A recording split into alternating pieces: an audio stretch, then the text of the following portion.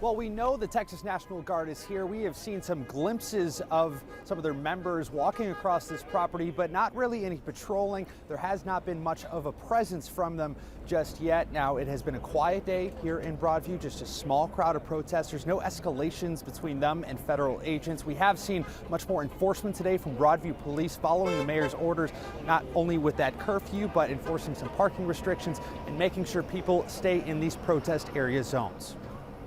Some units from the Texas National Guard arrived at the ICE facility in Broadview overnight, deployed under Title X status to protect ICE enforcement and federal property. People continuing to protest ICE operations say this is a misuse of the military. What they're trying to do is create conflict where there is none.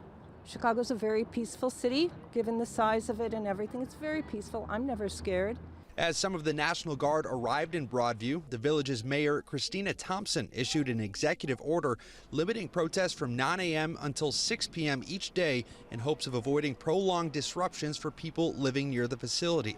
Today, Broadview police also enforced parking restrictions on village streets near the facility, while the Cook County Sheriff controlled the crowd of protesters and where they are staged. One man says he understands why that's necessary, but believes free speech should be allowed at all times. You can only protest from 9 to 6.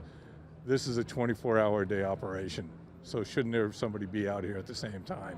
This comes as the Trump administration is doubling down on its federal enforcement across the Chicagoland area.